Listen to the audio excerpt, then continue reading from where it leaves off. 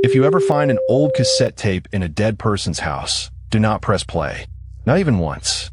Because some voices don't stay in the past. Some voices wait for you to listen, and then they learn your name. My name is Sarah. I am 26 years old. And 3 months ago, I found my mother's voice trapped inside a plastic box the size of my palm. I want to tell you exactly what happened in order because if I don't say it out loud, I think it will happen again. I think saying it keeps me safe. For now, please, just listen to the whole thing before you decide I'm crazy. By the end, I think you'll understand why I can't stop looking over my shoulder. Part 1. The empty house. My mother died in March. Cancer. Slow, then fast, the way the doctors always warn you it will be. I was with her at the end, holding her hand in a hospital room that smelled like bleach and flowers that were already dying in their vases. Her last words to me were soft, almost a whisper. She said, "Sarah, don't listen to anything that sounds like me, if I'm not really there." I thought it was the medicine talking. She was on so much morphine by then. Her mind wandered. She said strange things all week, about shadows in the corner, about a man standing by the window who wasn't there, about a song she kept hearing that nobody else could hear. One night she woke up gasping and told the nurse, very calmly, that someone had been sitting on the edge of her bed, humming, and that the humming had her own voice in it. The nurse wrote it down as a hallucination, one line in a folder full of similar notes, and moved on to the next patient. I held my mother's hand and told her she was safe, that I was there, that nothing could hurt her. I didn't understand what she meant. I still don't, not fully, but I understand enough now to be afraid. After the funeral, it fell on me to clean out her house. I'm an only child. My father left when I was young, and it was always just me and Mom in that small house on Maple Row with the creaky third step and a kitchen window that never closed all the way.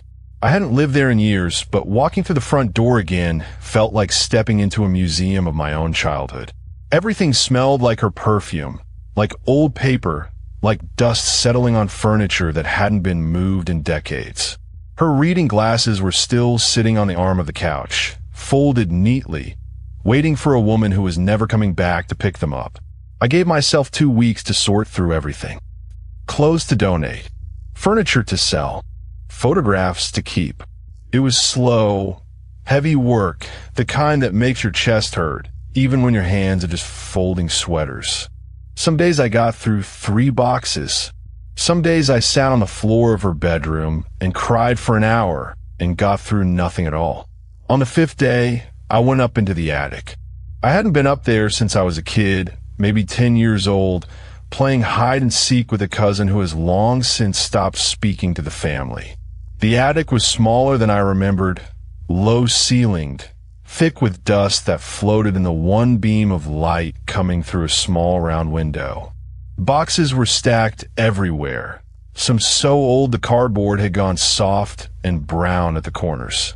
There was a smell up there too, something under the dust, something faintly sweet and a little bit rotten, like flowers left too long in stale water. I started opening the boxes one by one. Old baby clothes, folded so small they looked like they belonged to a doll. Photo albums with plastic pages gone yellow and cracked. A box of my father's old vinyl records, which surprised me. I thought she'd thrown out everything of his the day he left. And then, near the back wall, tucked behind a rolled-up rug that smelled like mothballs, I found a small wooden box I didn't recognize. It was old, dark wood, with a little brass clasp gone green with age. It wasn't locked. Inside, sitting on a bed of faded red velvet, was a single cassette tape. No label, no writing anywhere on it. Just a plain black cassette, the kind you'd find in a bargain bin at a thrift store. But it wasn't dusty like everything else in that attic. It looked clean, almost new, like someone had placed it there recently, even though the box around it looked like it had been sealed for 20 years, maybe longer. The velvet underneath, it hadn't even flattened the way old velvet does. It looked like the tape had simply appeared there, resting, waiting. I don't know why, but I picked it up and held it to my chest for a moment, the way you'd hold something precious. Something told me this mattered. Something told me my mother had touched this last, that her fingers had been the last fingers on its plastic edges, and that holding it made me a little closer to her. I should have left it there. I know that now.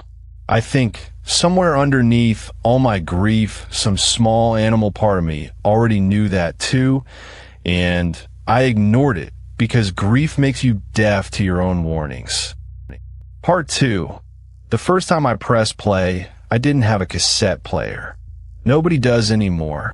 So I drove to 3 different thrift stores before I found an old boombox, dusty and covered in stickers from bands that broke up before I was born.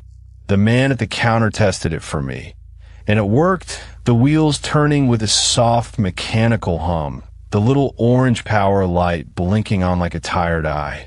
That night, I sat on the floor of my apartment with the boombox in front of me, the tape already loaded inside. My hand was shaking a little, which felt strange for something so small. It was just a tape, probably an old mixtape, or maybe my mother reading me a bedtime story from when I was small. She used to record herself reading books for me when I was a baby, so I could hear her voice even when she worked late nights at the hospital where she was a nurse for almost 30 years. I pressed play. At first, there was only static, the hiss of old tape running through old machinery, that gray sound like rain on a tin roof. Then, slowly, a voice came through. My mother's voice. Soft. Warm. Exactly as I remembered it, down to the small catch she always had in her throat when she was about to say something important. Sarah, the voice said.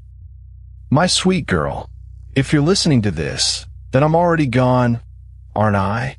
I'm sorry. I wanted more time. I always wanted more time with you. I started crying immediately. It felt like a gift, like she had left me one more conversation hidden away from me to find when I needed it most. The voice continued, talking about small things, how proud she was of me, how she remembered the day I was born, how the nurses had let her hold me for almost an hour before anyone made her put me down, how she hoped I would find someone who loved me the way she had once loved my father before things went wrong between them. It was beautiful. It was exactly what a grieving daughter would want to hear. It felt like being wrapped in a blanket that had just come out of the dryer, warm all the way through. The tape ran for about 10 minutes before it clicked off on its own, the reel stopping with a soft thud. I sat there in the dark for a long time afterward, holding the boombox like it was a living thing, replaying her words in my head, hearing her voice again and again in my memory. I listened to it 3 more times that night. Each time, it felt like a hug from beyond the grave. I fell asleep on the floor of my living room with the boombox still sitting beside me, the small orange light glowing in the dark like a tiny lantern, and for the first time since the funeral, I slept without dreaming. Part 3. Something is different the next evening. I wanted to hear her voice again. I made tea, sat on the floor in the same spot, and pressed play, already smiling before the static even started, already bracing myself to cry the good kind of tears. The static came first, just like before. Then her voice. But something was wrong. Sarah, the voice said, my sweet girl, did you sleep well last night? You always used to toss and turn when you were anxious about something.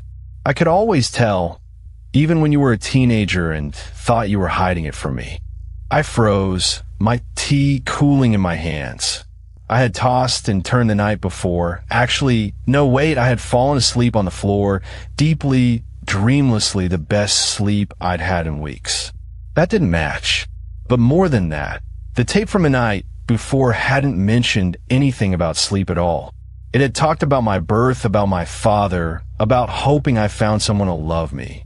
This was a different conversation entirely, a new one, layered on top of the old one like a second coat of paint. I told myself I was misremembering. Grief does strange things to memory. Maybe I had just forgotten a section.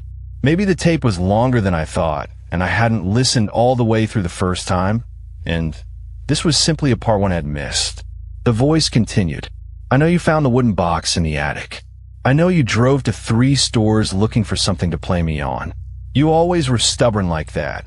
Even as a little girl, remember the time you refused to wear a coat in the snow because you wanted to prove you weren't cold? Do you remember the blue dress you wore to your 5th birthday party? You cried because it had a stain on it, and I told you nobody would notice, and you didn't believe me, and you sulked in the corner for 20 minutes until your father bribed you with cake. I did remember that dress. I hadn't thought about it in 20 years, hadn't thought about it since it happened, actually, and yet the memory came rushing back whole and complete the second the voice mentioned it, like a door swinging open onto a room I'd forgotten existed. And I definitely, absolutely, had not told anyone that I had visited 3 thrift stores to find a boombox. I hadn't even told my best friend that specific detail. I had only said I'd found an old player somewhere. There was no way my mother could have recorded that information before she died. There was no way anyone could have known that unless they were watching me, right now in real time. My hands went cold. The tape clicked off again, exactly 10 minutes in. Same as before, the click sounding almost polite, like a door closing gently instead of slamming. I didn't sleep that night. I sat awake in bed with all the lights on, staring at the boombox sitting silently on my dresser, feeling like it was staring back, the way you can feel someone watching you from across a dark room, even when you can't see their eyes. Part 4.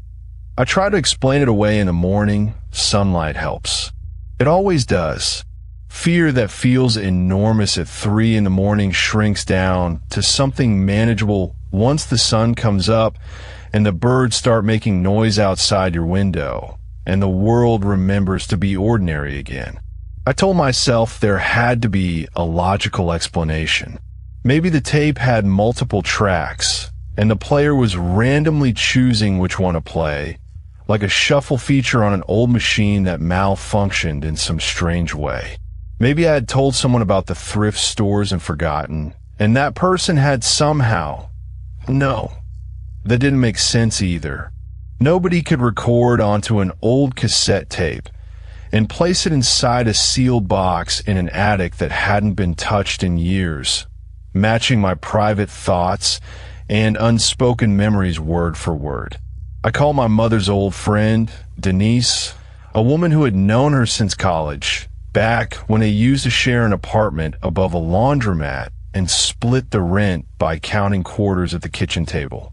I asked if she knew anything about a cassette tape my mother might have recorded before she died, maybe as some kind of final gift. Denise sounded confused. She said my mother hadn't mentioned anything like that. Not once, and besides, my mother had been in the hospital for the last 6 weeks of her life, far too sick and far too heavily medicated to be organizing secret recordings, let alone smuggling a wooden box up into an attic she could barely climb stairs to reach anymore. That should have scared me more than it did. Instead, some strange, hopeful part of me wanted to believe it really was magic. That my mother had found some way to reach me from beyond, to keep talking to me, to keep being my mother even after death, defying every rule of biology and physics just to stay a little longer in my life. Grief makes you want to believe in impossible things. It makes the impossible feel like comfort instead of danger, like a door left open instead of a trap sprung shut. That afternoon, I did something I probably shouldn't have. I went to the library and looked through old newspaper archive for our town, searching for anything about strange recordings, haunted objects, families losing loved ones under odd circumstances. It felt silly, even as I typed the search terms into the microfilm computer. Most of what came up was nothing. Obituaries, church bake sale announcements, a decades-old article about a house fire 2 streets over from where my mother used to live. But one small clipping caught my eye. It was from almost 40 years ago, barely 2 paragraphs long, buried on page 9 of a local paper that didn't exist anymore. The headline read, "Local woman's death ruled accidental after months of strange behavior." The article was thin on details, the kind of vague small-town reporting that leaves more questions than answers. But it mentioned a woman named Eleanor Voss who had, according to neighbors, become withdrawn and obsessed with an old recording in the months before she was found dead in her home. No cause of death was listed. The article ended abruptly, as if the reporter had been told to stop asking questions. I stared at that clipping for a long time. I told myself it meant nothing. Coincidences happen. Old towns have old tragedies, dozens of them, buried in every issue of every dead newspaper. But I wrote down the name anyway, Eleanor Voss, on a scrap of paper I folded into my pocket, and I didn't throw it away for a long, long time. I decided to listen again that night. I told myself I needed to understand it, to know what it was before I could decide whether to be afraid. I think, really, I just wasn't ready to stop hearing her voice yet, and I was looking for permission to keep listening. Part 4.5. The house on Larkspur Street before that, though curiosity got the better of me one more time. I found the old address listed for Eleanor Voss in a city directory from decades ago, and I drove past it on my lunch break the next day, telling myself I was just being thorough, just closing a loop, nothing more. The house was still standing, a narrow 2-story with faded blue siding, a chain-link fence around a yard gone to weeds. It looked ordinary, sad, maybe the way old houses look when nobody has loved them in a long time, but ordinary. An old man was raking leaves next door, moving slowly, the way people move when their bodies have started arguing with them. I parked and walked over, feeling foolish before I even opened my mouth, and asked if he'd known the woman who used to live in the blue house. He stopped raking. He looked at me for a long moment, the way you look at someone when you're deciding how much truth they can handle. His name was Walter, and he told me he'd lived on that street his whole life, 71 years, and that he remembered Eleanor Voss the way you remember a storm that passed close to your own house without quite touching it. He said she'd been a normal woman once, cheerful, always waving from her porch, always bringing over extra vegetables from her garden. Then, in the last year of her life, something changed. She stopped coming outside during the day. Her lights would be on at strange hours, 3, 4 in the morning, and Walter's late wife used to hear, very faintly across the yard on quiet nights, the sound of a woman talking to someone in an empty room. Talking like a conversation, he said, leaning on his rake. Back and forth. Except there wasn't ever anybody else in that house with her. Not after her husband passed. Just her and the girl. I asked about the girl. Margaret. Walter's face did something complicated, somewhere between sadness and something older and more careful than sadness. She stopped going to school, he said. Then Eleanor was gone. Found her in the kitchen one morning. They said though nobody in this neighborhood ever believed the official word on how it happened. And the girl, he shook his head slowly. The girl was gone before the funeral. Family came and took her, people said. Relatives from out of state. I never saw her again after that. And neither did anybody else on this street. Not once, not in 71 years. You'd think a person would come back, even once, to visit a grave. She never did. Or maybe she never could. I thanked him and walked back to my car on legs that didn't feel entirely like my own, and I did not sleep well that night, long before the tape ever spoke to me about it directly. Something about the phrase, or maybe she never could, followed me home and sat in the passenger seat the whole drive back, and has never quite gotten out of the car since.